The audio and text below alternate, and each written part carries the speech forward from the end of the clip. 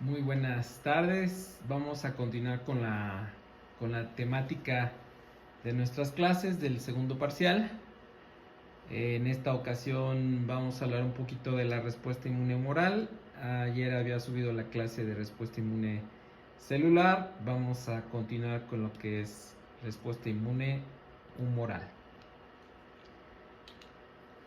Entonces vamos a recordar un poquito, ya habíamos visto lo que es la respuesta inmune mediada por células de la inmunidad innata. Tenemos aquí un monocito macrófago, ¿verdad? Que por medio de interleucina 2 e interferón gamma se puede activar. Aquí es el linfocito T CD4 el que está activando por estas citocinas. Vemos aquí la respuesta de la célula dendrítica, es una célula presentadora de antígenos que presenta el linfocito TCD4 virgen para que empiece a tener una producción de citocinas. Y por otro lado tenemos la célula dendrítica madura, que a su vez está presentando antígenos a los linfocitos T, que ya pueden cambiar su TH1 y TH2. En esta ocasión vamos a ver el papel que desempeña el linfocito B en la respuesta inmune del ser humano. Pues bien, vamos a recordar de dónde viene nuestro linfocito B. La ontogenia del linfocito B se da a partir de una célula pluripotencial, una célula madre pluripotencial, que a su vez da un precursor linfoide, un precursor común linfoide. Este precursor común linfoide va a dar lugar a un pre o pro-pre-linfo B, ¿sí? Esta capacidad que tiene el linfocito B de madurar, ¿sí?, en los sitios germinales del vaso de los ganglios linfáticos, o bien de la cavidad peritoneal o en vaso. Esta capacidad va a tener dos fases, una que es no antígeno dependiente y una antígeno dependiente. Vamos a ver esto más adelante. Dentro de la maduración del linfocito B, bueno, pues tenemos este periodo temprano de una pro-B. Estos empiezan genéticamente los rearreglos de la cadena pesada, ¿verdad? Empiezan los dos primeros cromosomas, que son la D y la J, a tener cambios. Si estos cambios no se dan en un linfocito pro-B temprano, la célula se va a una muerte celular. Es como una, digamos, una selección positiva. Si estos dos rearreglos no se dan, pues se va a una muerte celular programada. Si logran pasar a la variable el BDJ en el primer cromosoma, el cromosoma primario, ya se da cambio o se da lugar a un pro-B tardío.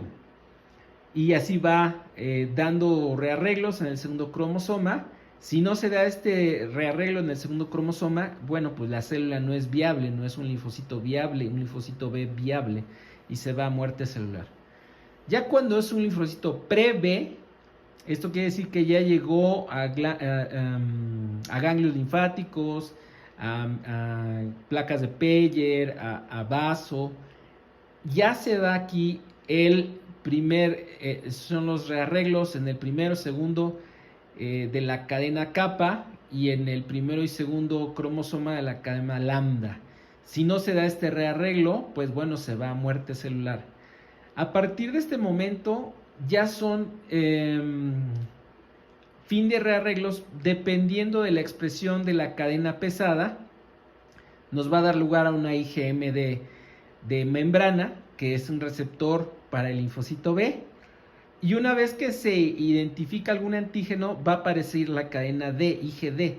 Entonces aquí ya hablamos de un rearreglo o un fin de rearreglos, una madurez posterior a la presentación antigénica. Aquí está un poquito más claro, es decir, tenemos maduración del linfo B, antígeno independiente, y tenemos maduración del linfocito B antígeno dependiente, que ya finalmente es la última parte del rearreglo, ¿sí? Si vemos aquí es el primer cromosoma, el rearreglo del primer cromosoma que da lugar al DJH, después viene la cadena variable, que es B con la DJH, y por último se va a agregar la B con las cadenas lambdas, ¿sí?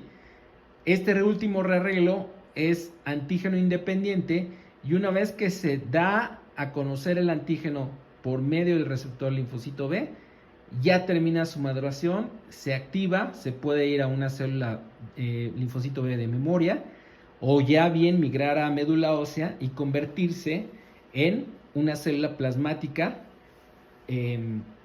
productora de anticuerpos.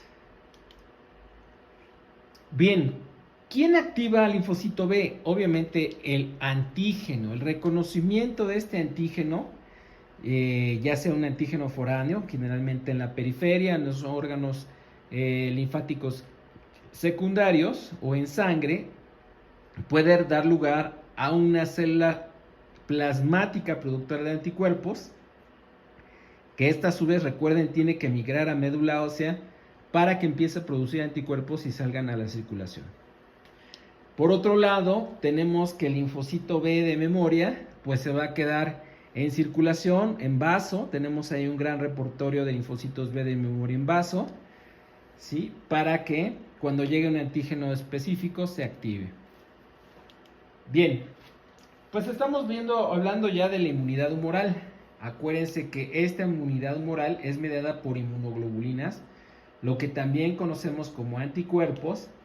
Principal función de estos anticuerpos es la defensa contra patógenos, agentes patógenos extracelulares y toxinas microbianas. Estos anticuerpos producidos de nuevo, o por reactivación de los linfocitos B de memoria que tenemos en el vaso, es muy importante. La inmunidad de mucosas, pues es muy importante, o la inmunidad pasiva en el neonato, va a estar dado por este isotipo de inmunoglobulina, es la IgA, y que su función, recordando, es neutralizar antígenos por unión directa o impidiendo la unión a receptores, ¿no? La fagocitosis, principalmente por la IgG, y la activación de complemento, ¿no? Una respuesta inflamatoria y una citólisis, que ya habíamos hablado del complemento. Pues estos anticuerpos, bueno, son producidos por linfocitos B maduro, que activados se van a células plasmáticas en médula ósea para producir anticuerpos. Este reconocimiento, la activación, ya sea en vasos, en tejido linfático, en mucosas o en el transporte a través de la placenta, va a dar la función, y la función efectora de las inmunoglobulinas está siempre dada por la región constante de las cadenas pesadas, no por la región variable. La región variable es para identificar antígeno.